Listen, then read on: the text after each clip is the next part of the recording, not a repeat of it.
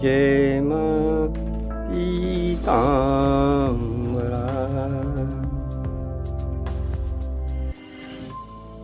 आज हम लोग इस बात की चर्चा करें कि तांत्रिक बंधनों से किस प्रकार से छुटकारा मिल सके। ये समाज है, एक से एक विचित्र प्राणी पड़ा हुआ है। बहुत से दुष्ट भी हैं जो थोड़े से पैसा लेके दूसरों की जिंदगी बर्बाद कर देते हैं। जिसका जीता जागता नमूना मैं स्वयं हूँ। पीछे लगा दिए गए भाई ब्रह्म राक्षस हमारे, पूरी जिंदगी तबाह कर दी।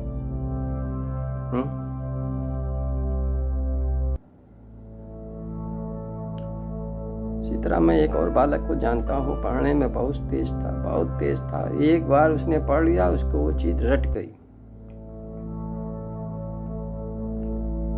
भाई उसी के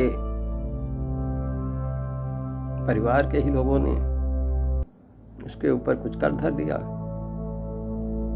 पढ़ने से मन हट गया।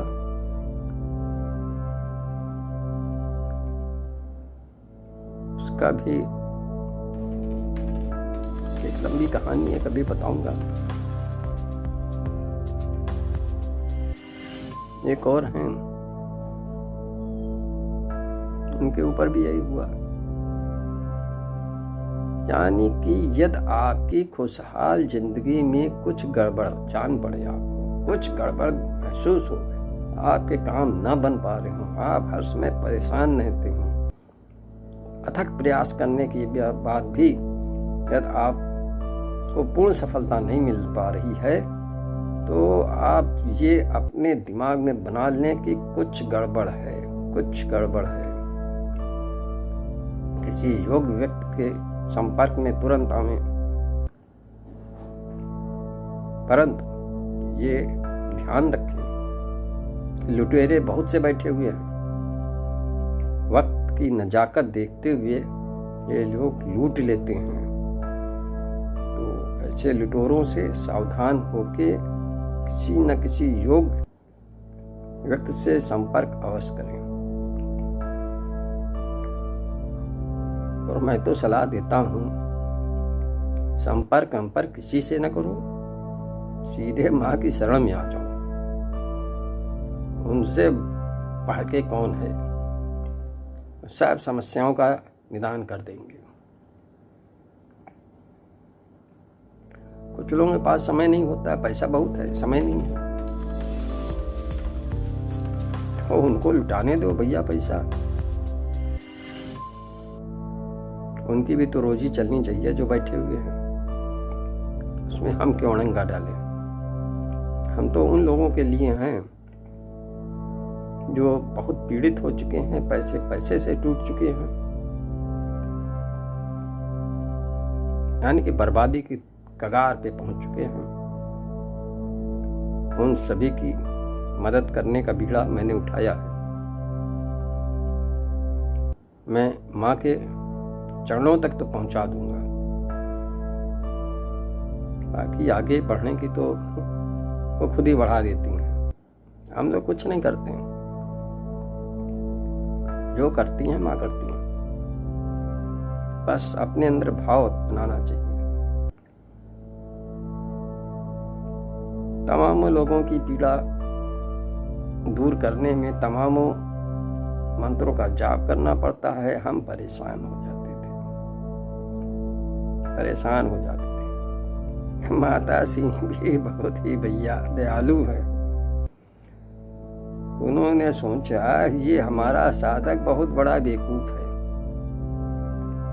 छोटी छोटी बातों में मंत्रों का अनुष्ठान करता है और उसी में घिसा करता है। तो उन्होंने एक अस्त्र मुझको दे दिया। उसकी भी एक लंबी कहानी है।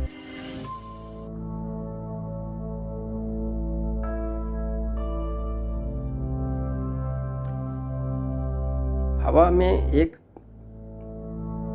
खाद दिखता है,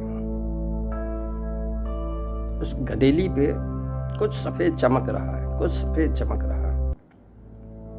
मैं ये सोचता हूँ यार ये हाथ पे सफेद क्या चमक रहा, मेरी को समझ में नहीं आता। 3 दिन बीत गए, ये दृश्य मैं देखता रहा।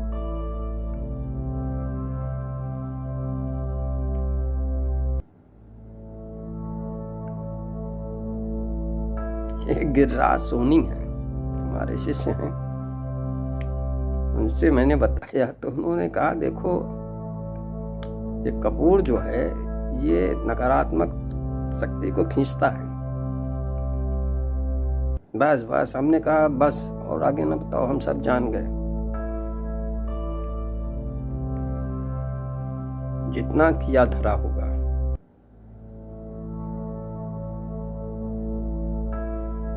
क्या नजर लगी होगी, यानी कुछ भी नकारात्मक में सब आ जाता है भैया। भूत प्रेत लगा हो, जादू टोना किया हो, सब आ जाता है। तो कपूर उसको खींचता है अपनी तरफ। फिर मुट्ठी बंद हो गई।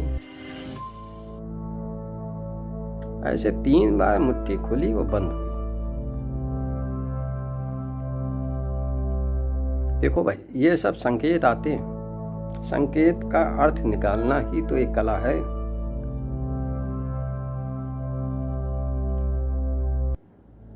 तो हमने कहा इसमें जो है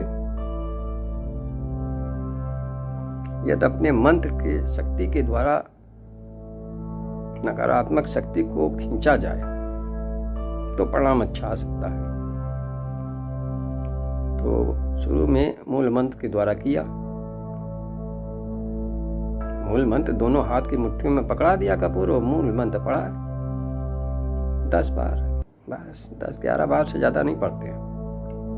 और बोल दिया मातृश्री से कि जो भी नकारात्मक शक्ति हो उसको खींच कर कपूर में ला कर जला के भस्म करने की कृपा करें।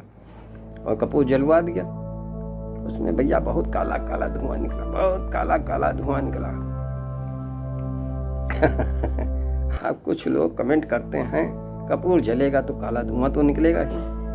अरे भैया यही तो बात है, संकेत आते हैं, संकेत को ही पढ़ना पड़ता है। काला धुआं खूब निकला और उसके पेट में भयानक दर्द हो रहा था, जिसका मैंने ये उपचार किया था।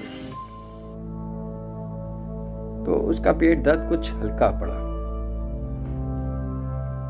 खत्म नहीं हुआ, कुछ हल्का पड़ा। मैंने फिर कपूर रखा, क्योंकि 3 बार मुट्ठी बंद हुई थी, खुली हुई थी। बस मैं समझ गया कि 3 बार करो।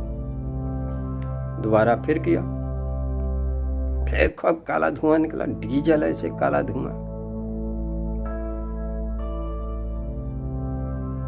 उसका पेट दर्द तो पूरी तरह ठीक हो गया और वो अचेत, जैसे अचेत हो गई। हमने कहा अब क्या करें।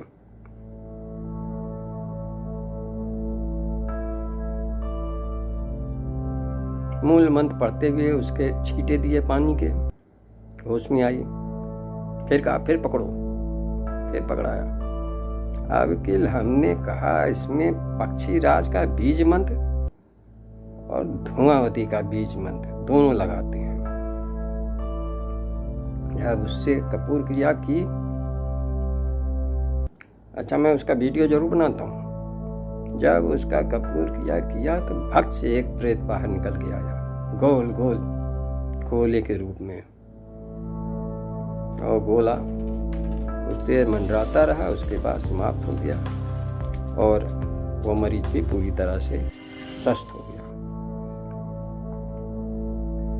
तो ये न सोचो कि कपूर जल रहा तो धुआं आएगा ही, उस धुएं के अंदर हमको ढूंढना है क्या है। और परिणाम तुम्हारा मरीज बताता है, जो पीड़ित व्यक्ति है, जो तुमने कार्रवाई की है कहां तक सफल हुई है।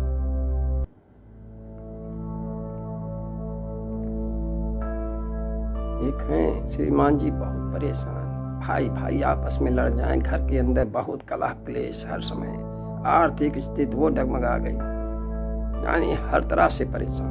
उनके ऊपर किसी ने तंत्र प्रयोग जबरदस्त कर रखा था। कपूर क्रिया की तो भैया उसमें से पीला प्रकाश का गोला बन गया, पीले रंग का, और उस गोले के अंदर एक और गुलाबी गोला,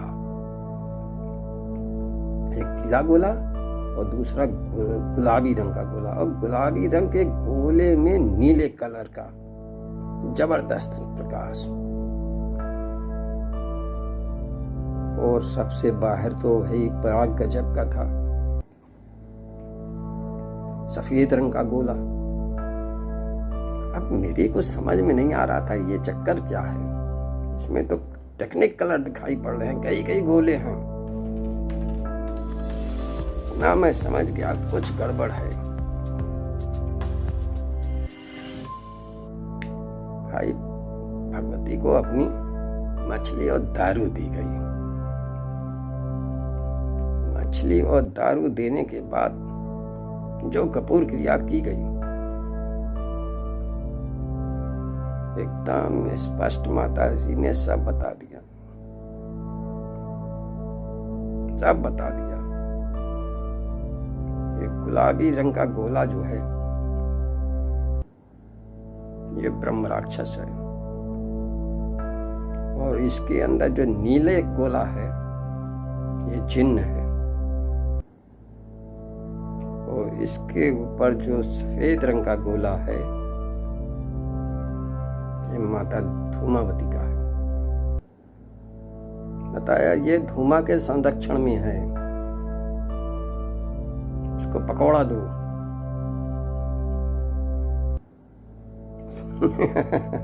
फिर रविवार के दिन जो है माता धूमावती को पकौड़ा और शराब दी गई, फिर कपूर क्रिया की गई,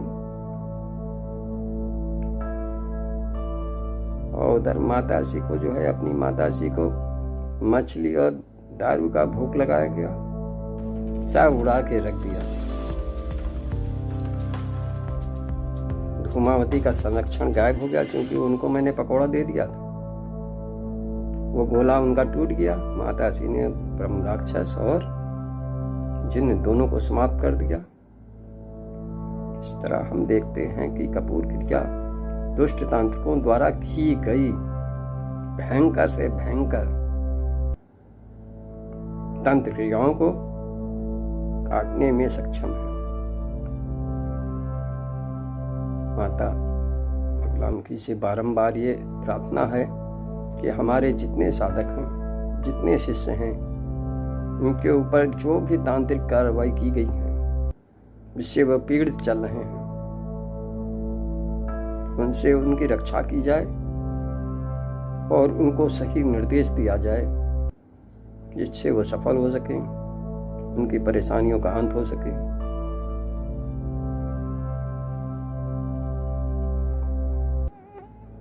मैं अपने सभी साधकों को प्रणाम करता हूँ।